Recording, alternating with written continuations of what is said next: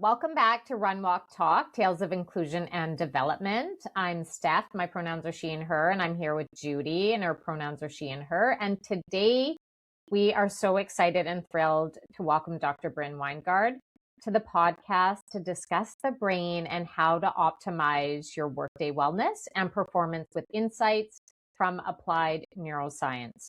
So Judy, why don't you give a quick intro to Dr. Brynn before we jump in? Oh, I'd love to. So, Dr. Brynn Winegard is a multi-award winning professor and a global expert in applied neuroscience for professionals.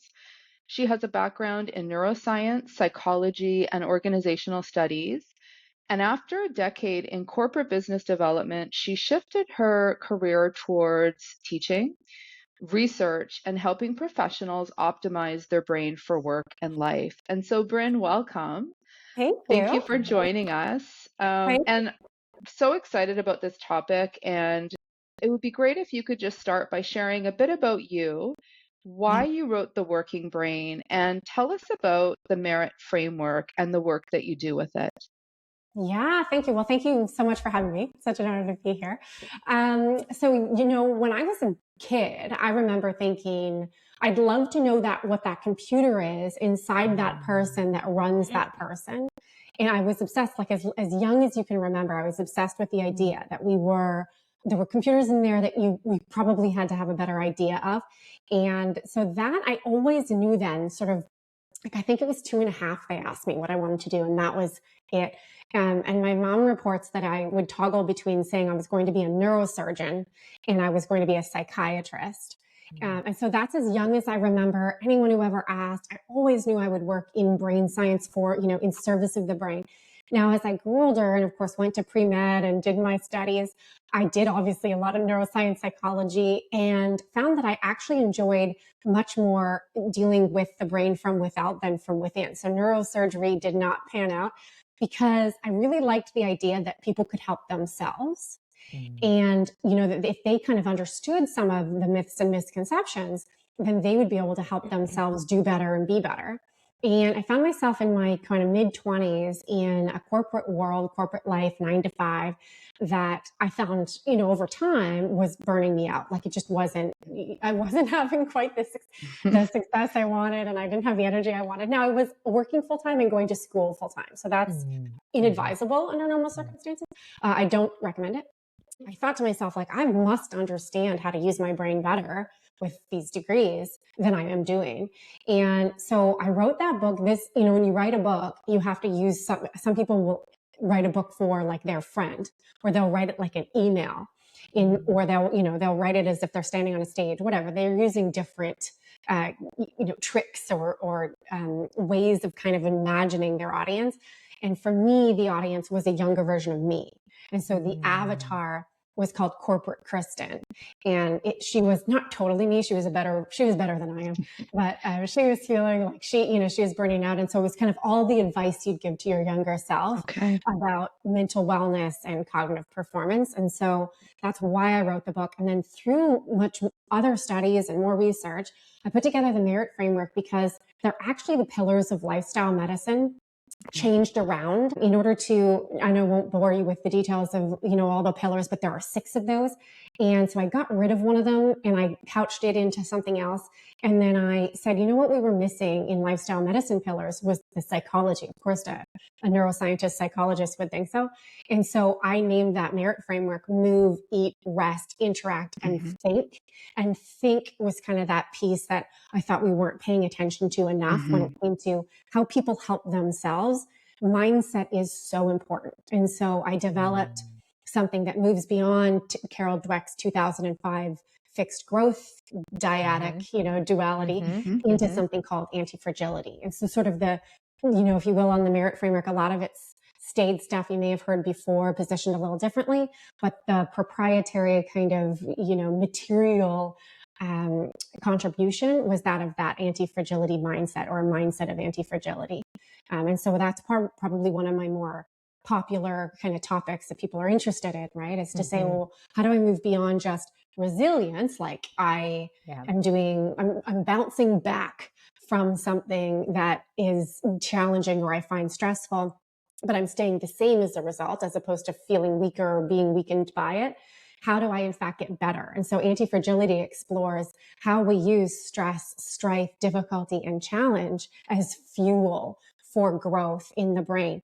And there is, in fact, like we have proof and evidence in neuroimaging and scans and so on, that in moments of difficulty, people actually excrete something called BDNF, brain-derived neurotrophic factor. But BDNF is a growth factor that it's exactly as it sounds, brain-derived, so it only comes from the brain for the brain, and it only happens under moments of difficulty. And it's amazing. Like, it's an amazing growth factor. It's one that will help you be more neuroplastic. It'll keep your brain younger longer. It'll help your mental wellness. It'll help your cognitive performance. You're better at everything you do for more BDNF, but it didn't come cheap. It came at the cost of discomfort and strife and obstacle and difficulty. And so that think piece, that capstone piece of the merit framework in the book, is really just about how do we usher that into our life without stressing ourselves out even more and having, difficulty, more difficulty than we can handle.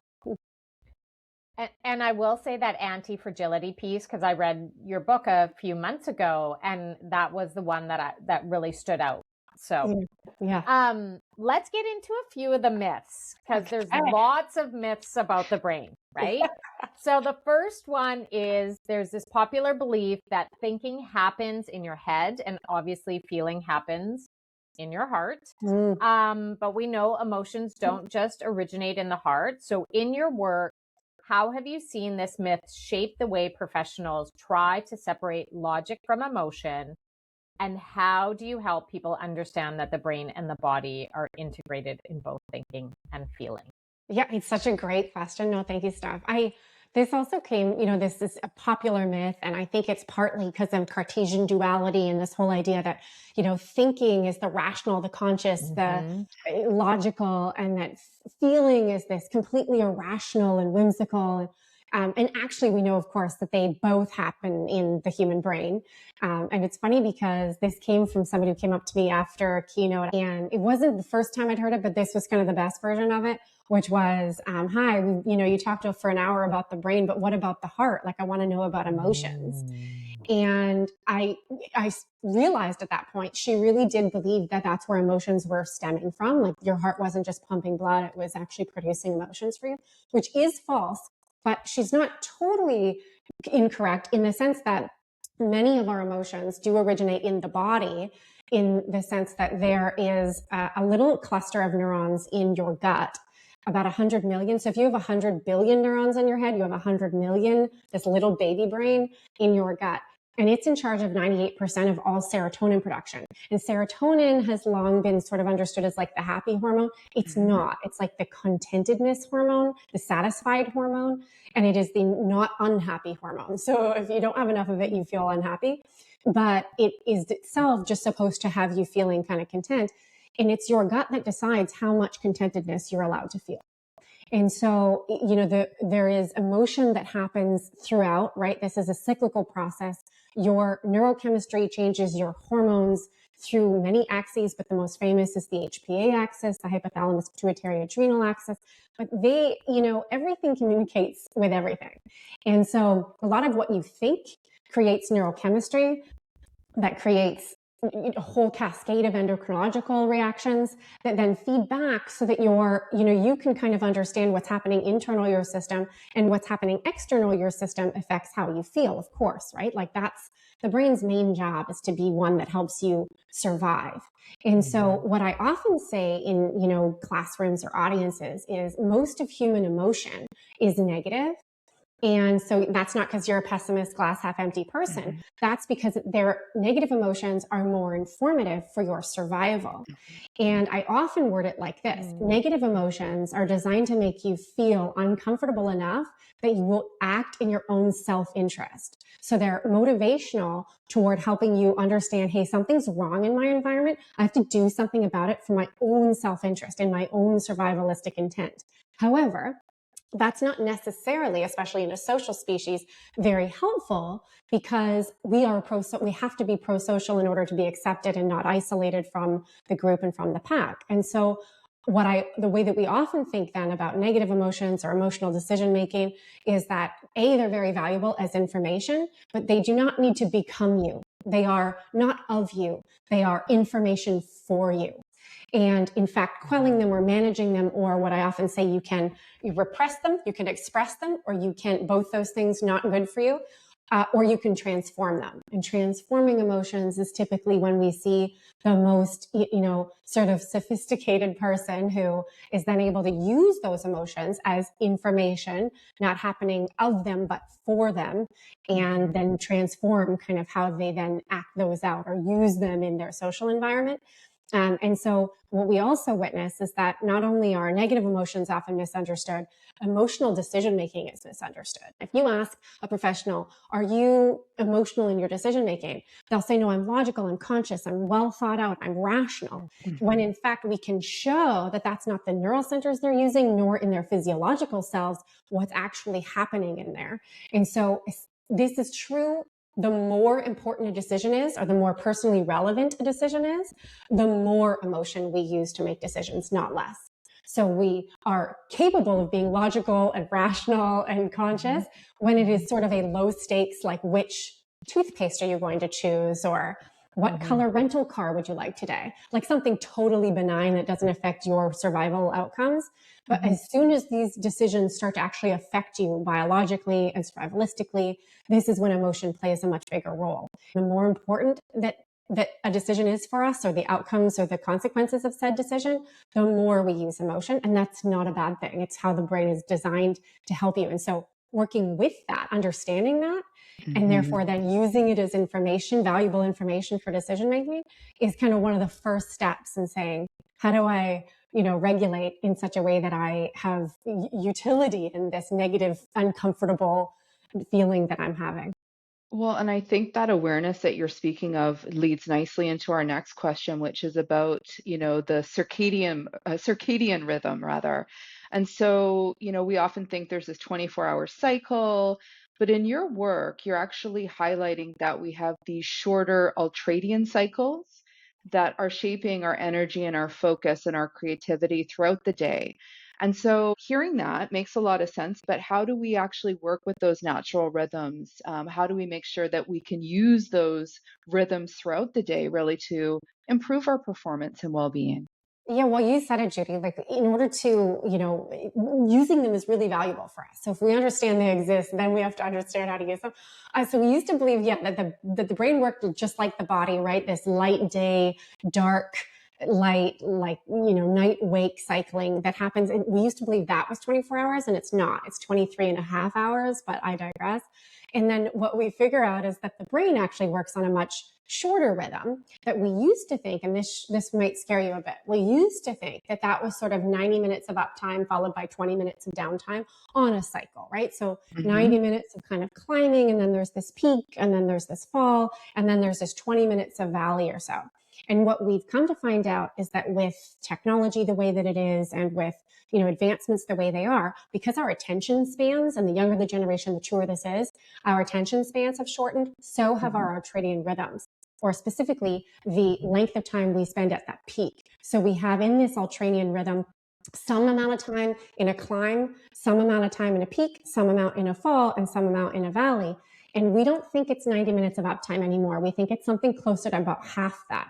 So 45 to 60 minutes. And if you reflect on, in a day, if you're doing really concerted cognitive work, like you are coming up with creative ideas, putting together authoring something, if you have 60 minutes in a row to do that, you don't have very many 60 minutes, right? Like you don't have a lot of those stints in your day before you're feeling totally depleted. And so people, when they think about it, go, oh yeah, that's probably true. 90 minutes every 120 is not at all realistic. And so what we see is that actually that ultradian rhythm has shortened. And the typical mistakes, and I put this in the book, but the typical mistakes are that through the climb, people get frustrated with themselves because they can't command those attentional resources fast enough. They're having a hard time tuning things out. They haven't set themselves up for success, right? Like put them in a room by themselves without music playing, without the kids screaming, without a TV on. At the peak, which eventually you should hit, you should feel, that they will typically shortchange that because they'll allow distractions in. So they leave their inbox open. They leave the chimes and dings of their mobile device. They leave their mobile device very close, very visible. This will interrupt your peak performance, the peak of it all. In the fall, we see that people typically shortchange this as well. They typically deny it. And so this is when halt emotions enter. Okay, so you're all of a sudden, you're chugging along, you're working, and then all of a sudden you feel like hungry, angry, lonely, tired.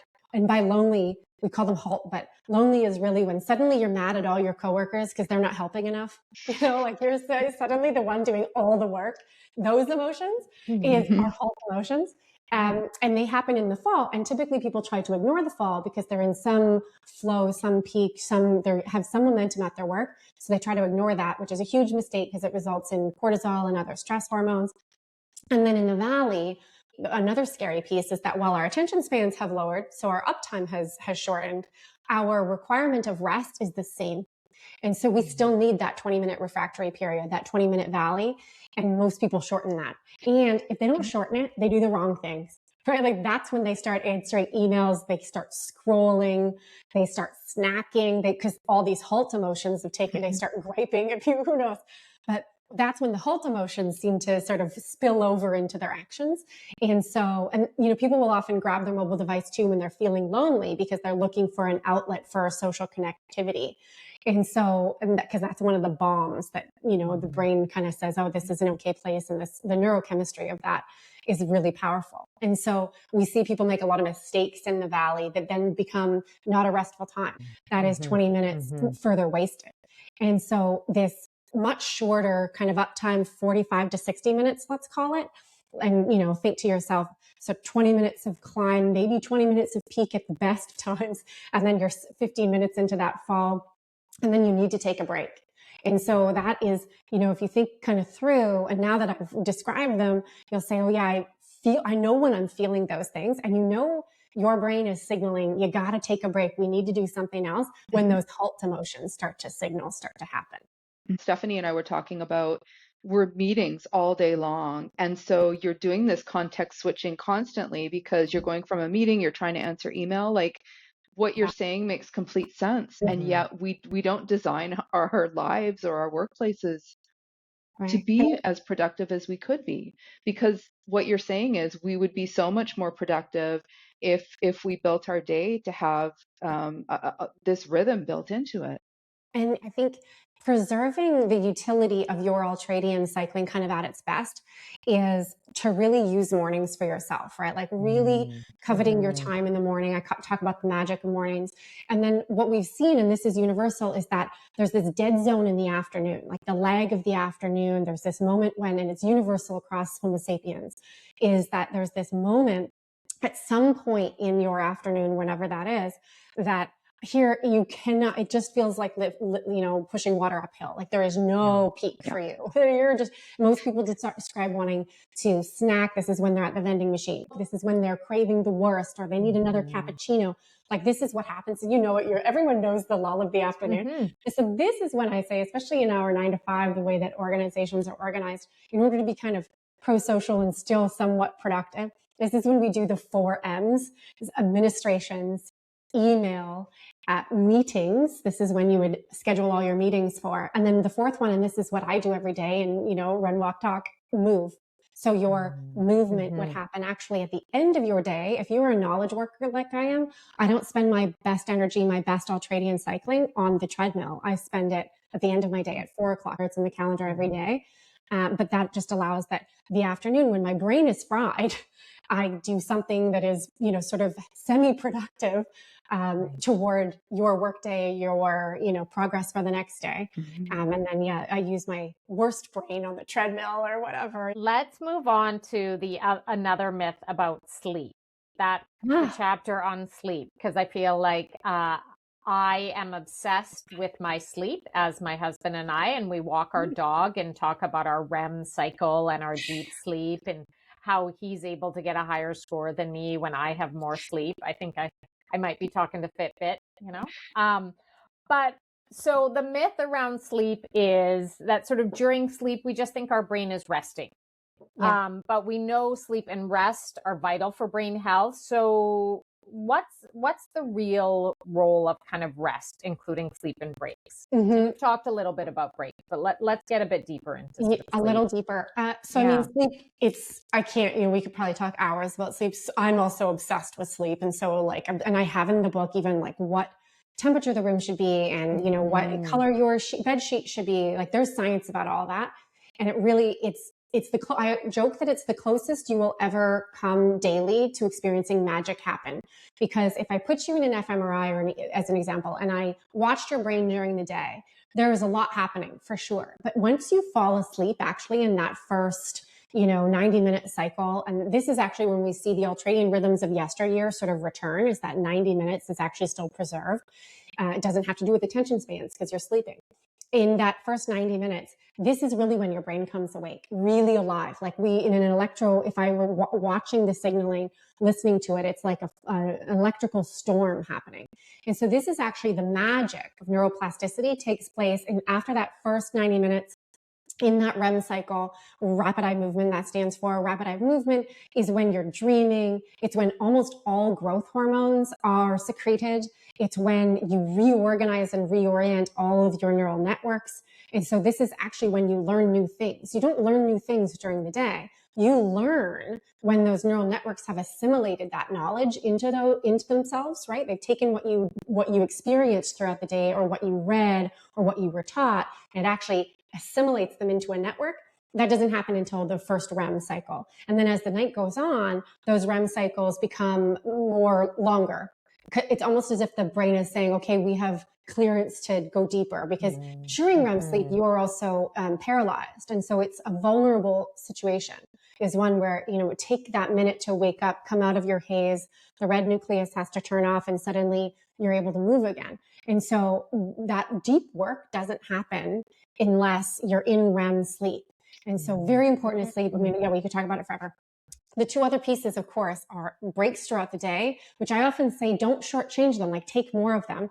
Now, the science there, take up to 20 minutes, but no less than 15.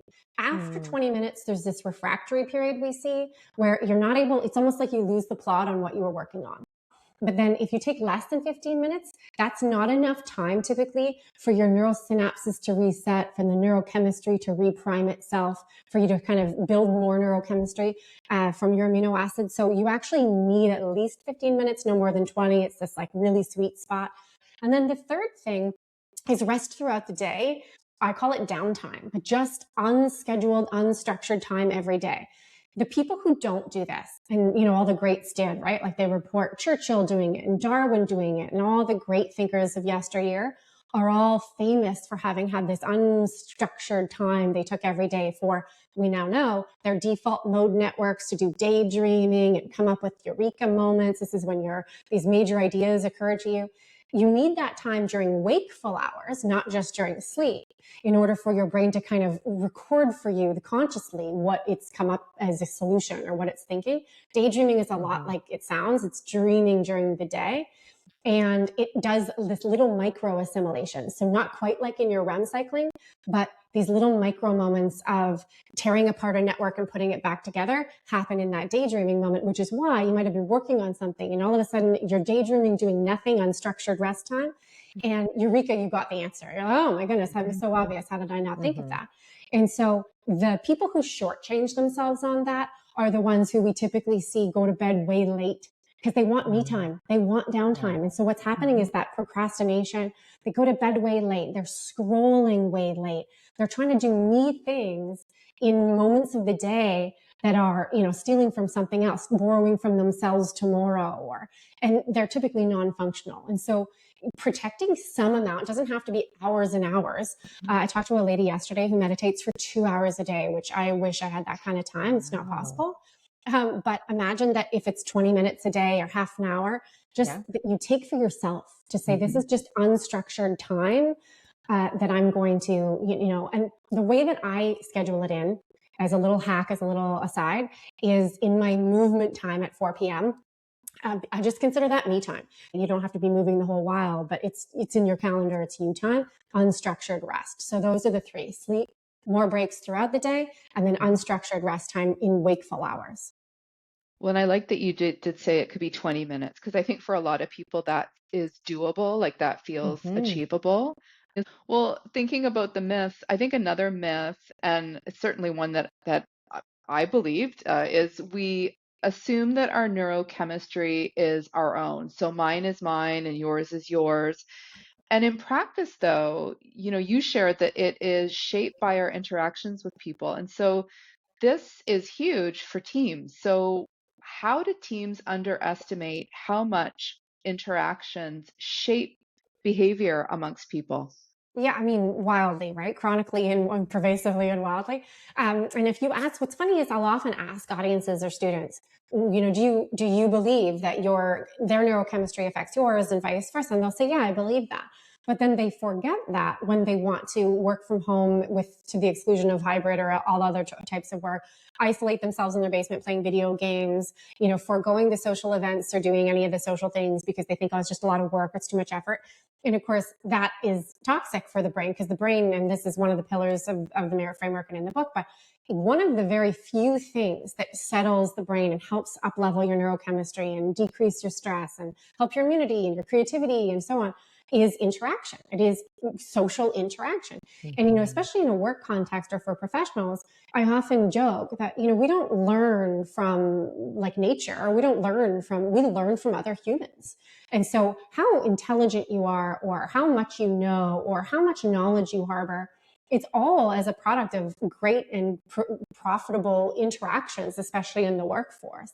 And so, when we think then about the company that you keep, you sort of acknowledge that, well, and the way that it happens, and I go into this in my new book, but is through the mirror neuron system, which is an eyeball to eyeball thing. It does not work over video or text or WhatsApp or Slack or Teams. It doesn't work that way. And you have to interact, person to person, human to human, pheromone to pheromone and all that. That's how the mirror neuron system really reads another nervous system in order to understand, hey, what's this person's agenda? Do they represent friend or foe? Can we get along? Is there something I can learn? Is there something I can give? And so it's a highly reciprocal system. It's a pro-social system. It is part of the glue of social species. And so that's very helpful too for our chemistry and our neural regulation and nervous regulation. And what's interesting is people intuitively know this and yet forgo that, and forgo a lot of kind of the social circumstances that would help them with that. And to your point or question, it is so material for how teams get along and understand each other, and the tacit understandings that they develop, and how it is then that they, feel kind of kinship to one another, because language has its limitations. There's so many things you can really only know by sensing them, by kind of feeling them out, by your intuition, your gut sense of somebody and their intentions and their, intentions towards you too, right? So are you going to get your hackles up? Do you feel threat, or do you feel calmed and rewarded by virtue of hanging out with this person or spending time with them? And so that's part of how important it is for teams, is to say, yeah, hybrid work is good, in-office work is great, and the worst is, never getting together at all and insisting on sort of work from home always, and only interacting in a digital or through a digital medium, because that impoverishes the social signals that are so important for the human brain for wellness, but also for cognitive productivity and performance. Like how your brain works is a direct result of who you spend time with. All those old adages, it really does matter who you spend your time with, and you do become the people that you spend the most time with. And so you want to be careful about who they are and what you think that has in terms of benefit for you, or the opposite. I need to know, Dr. Brynn, what are you working on these days? Can you share sort of what's next for you? Yeah, thank you. So I'm working on that research I was just referring to, the mirror neuron system. And it's called, if this one was called the working brain, then the next one, this may change when the publisher gets hold of it, usually does, but it's called the influencing brain. And so the influencing brain is all about how we are interpersonally influential. And of course, this has value for certainly people in, roles like sales or marketing or any account facing folk or people who, interact often with other human stakeholders, which we hope most people do. But it also is highly valuable for, again, that corporate Kristen, kind of the young me is, people looking to assert their own executive presence or develop their own leadership or develop their followership. And especially interpersonally, in person, in IRL, in real life, like those are kind of the key tenets and lessons that I've been researching. And so it's one of my most popular talks we call neuroselling, but that's sort of a very simplistic way of looking at it. This is the brain science of influence, or the influencing brain. Yeah. So I'm doing that research, but probably we can expect that to be out in 2027. So like 2026 is the year of making that a book. This has been such an interesting and insightful conversation. And I hope when you publish your next book, you'll come back and join us and we can have another discussion, because there's just so much that you've shared. So thank you very much for joining us on Run Walk Talk. Until next time. Thank you.